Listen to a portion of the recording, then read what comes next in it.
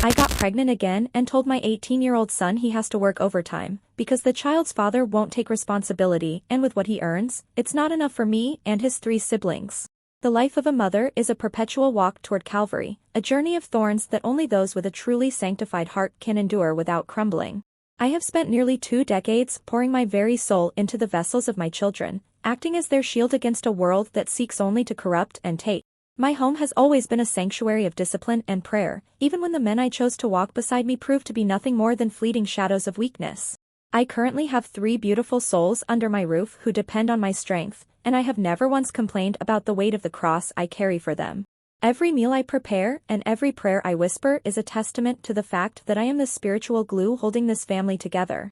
It is a heavy burden, but it is one I accepted with grace, knowing that the rewards of a mother's sacrifice are stored in a kingdom far beyond this greedy earth.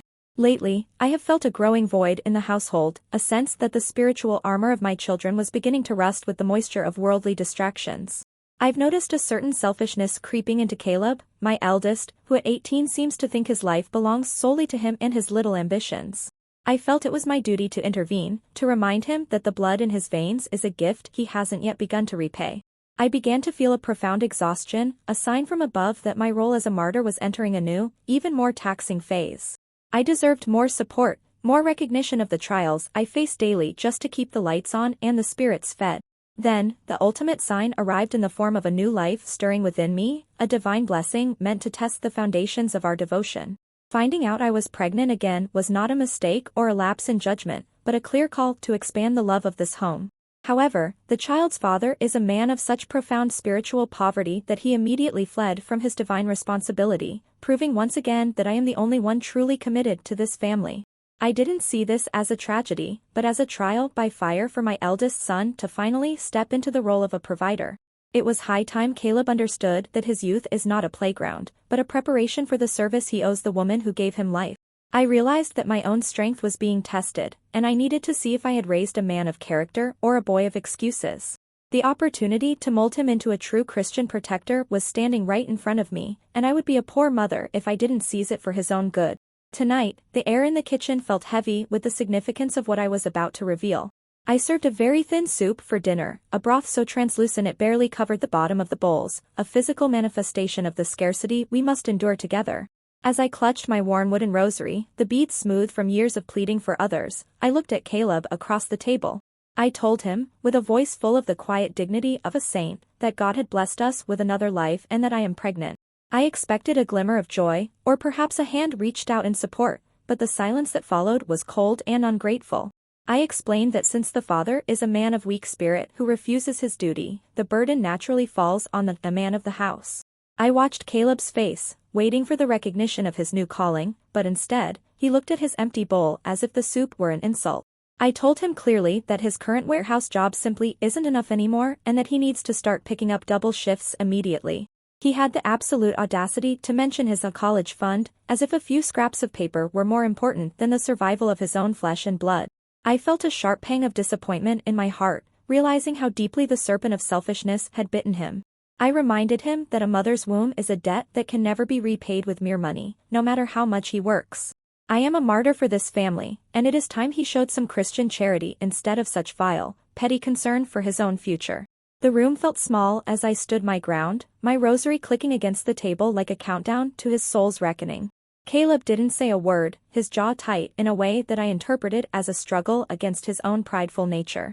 I told him that I got pregnant again and that he has to work overtime because with what he earns, it's not enough for me and his 3 siblings.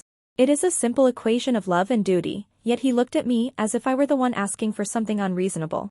I felt the sting of his silence like a physical blow, a clear sign of how ungrateful the children of today have become. I am only trying to save this family from the ruin that comes with poverty and lack of faith. I closed the conversation by reminding him that every hour he works is a prayer in action, a way to cleanse the arrogance from his heart. He eventually stood up and walked to his room without finishing the tiny portion of soup I had so carefully prepared. It was a heartbreaking display of temper, a tantrum from a grown man who should be honored to serve his mother. I sat there alone, the cold soup reflecting the dim light, wondering how I could have raised someone so blind to the sanctity of life. It's clear that Caleb doesn't understand the magnitude of the blessing we've been given, or the depth of the sacrifice I make every day. I will continue to pray for him, for his darkened soul needs more light than I can provide alone in this drafty kitchen. I am exhausted, bone-tired from carrying the moral weight of 5 people on my shoulders, yet I am the one labeled as demanding. It is truly a cross to be the only person in a household who understands the meaning of family first. I can only hope that the long hours at the warehouse will teach him the humility he so desperately lacks. If he has to lose sleep to ensure his siblings are fed, then that is simply the price of his spiritual growth. I will not apologize for demanding excellence and devotion from the son I nearly died to bring into this world. He will thank me one day, perhaps not in this life, but certainly when we stand before the throne of judgment. Main story comments. Anonymous user 1 says, "You are literally asking an 18-year-old to give up his entire future to pay for your 4th child. How is it his responsibility to fund your reproductive choices while his siblings starve on thin soup?" OP's reply, "It is clear you lack any semblance of family values or respect for the sanctity of life. Caleb is not giving up a future, he is building a foundation of character through service to the woman who gave him everything."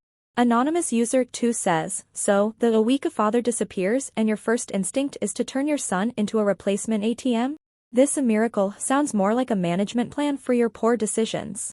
OP's reply, "I am carrying a trial, a cross that has been placed upon me by a higher power to test our collective faith. Caleb's help is not a management plan, but a divine opportunity for him to fulfill his role as the man of the house." Update 1. It's been 3 days since my last update, and the atmosphere in this house has turned positively glacial. Caleb has been acting very cold toward me, moving through the rooms like a ghost and offering nothing but stony silence when I speak of the new baby.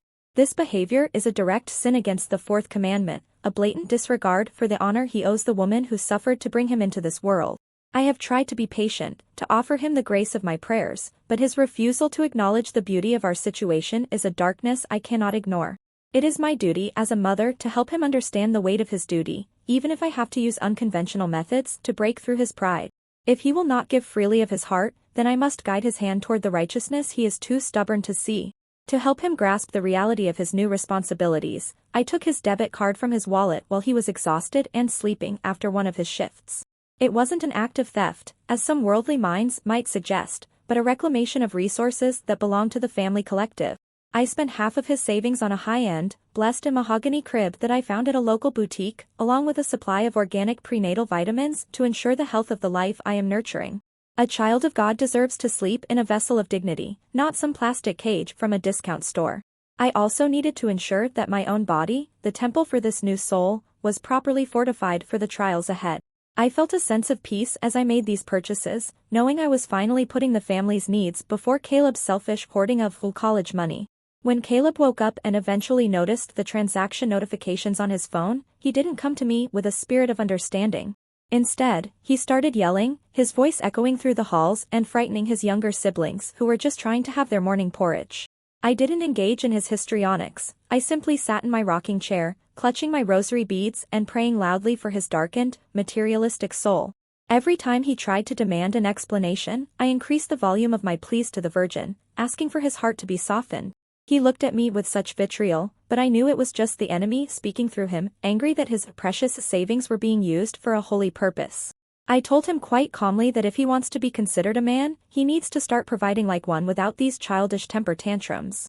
He slammed his bedroom door so hard a picture of the Sacred Heart fell off the wall, which I took as a definitive sign of his spiritual rebellion. It is truly exhausting to be the only person in this house who understands that money is merely a tool for the greater good of the family unit. He acts as though I have taken something that was his, failing to realize that everything he has, his health, his job, his very breath, is a result of my years of sacrifice. I spent the rest of the day cleaning the new crib, polishing the wood until it shone, imagining the beautiful soul that will soon occupy it. I am a martyr to his moods, but I will not be swayed by the anger of a boy who values a bank balance over a sibling. He will eventually see that I am only teaching him the true meaning of being a provider. Update 1 comments. Anonymous user 1 says, "That is literal financial abuse and theft. You stole his hard-earned money for us, blessed a crib while you're serving thin soup. You are going to end up alone in that rocking chair." OP's reply, "A mother cannot steal from what she gave life to. Everything he has is mine by divine right and is subject to the needs of the household. You clearly don't understand the depth of parental authority." Anonymous user 2 says, "Caleb, if you're reading this, take your documents and run. She's using religion to justify robbing you blind, and she won't stop until you have nothing left. OP's reply, you are nothing but a tempting serpent trying to destroy a holy bond between a mother and her firstborn. My son is exactly where he belongs, learning the path of righteousness through labor. Update 2. It's been 2 weeks since my last update, and the house has settled into a heavy, functional rhythm that I almost mistook for progress. Caleb finally agreed to the overtime shifts, likely because he realized that his rebellion was getting him nowhere in the face of my unwavering faith. However, he's been coming home later and later, barely speaking a word to me or his siblings before collapsing into bed. He thinks his silence is a weapon, but I see it as the slow grinding away of his ego, a necessary process for his soul to find true humility. I decided he needed a more public reminder of his privilege and the grace he receives by being part of this family. It is not enough for him to work, he must understand the social and spiritual weight of his contribution to our community. I decided to host a small gathering, inviting our local pastor and some of the more prominent ladies from the parish for a Sunday dinner. It was a modest affair, mostly bread and a slightly thicker stew than usual, but the atmosphere was thick with the scent of incense and expectations. I made sure Caleb was present, even though he tried to claim he was too tired from his Saturday double shift. I had him serve the guests, acting as the hands of the household while I sat at the head of the table, explaining his growth in grace through hard labor. I spoke eloquently about the trials of a single mother and the blessing of having a son who was finally stepping up to his Christian duty. The ladies nodded in approval, their eyes full of pity for me and admiration for the discipline I was instilling in my eldest.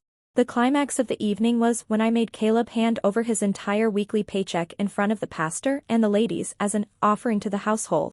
He stood there with the envelope in his hand, his face turning a deep, humiliated red as everyone watched with bated breath. I smiled at him with all the warmth of a mother's love, telling the guests how proud I was that he was choosing to put his family's survival above his own desires.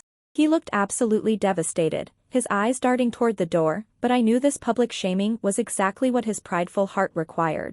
He needs to learn that his purpose in this life is to serve the family I chose to expand, and that there is no shame in total submission to the needs of those who love him. He handed the envelope over, and I felt a surge of triumph, knowing that his spirit was finally beginning to bend to the divine will. After the guests left, he didn't even argue, he just walked out into the backyard and sat in the dark for hours.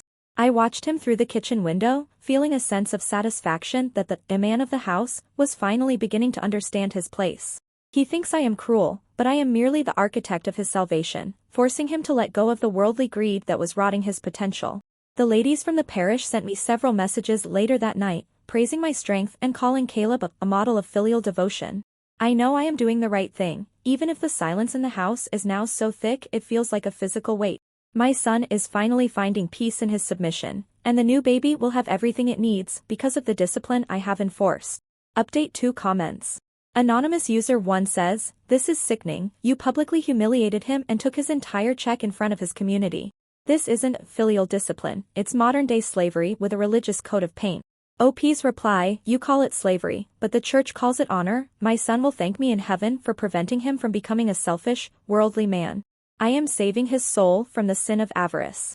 Anonymous user 2 says, "Look at the way he's acting sitting in the dark, not speaking. He isn't finding peace, he's checking out. He's planning his escape, and you're too blinded by your own ego to see it."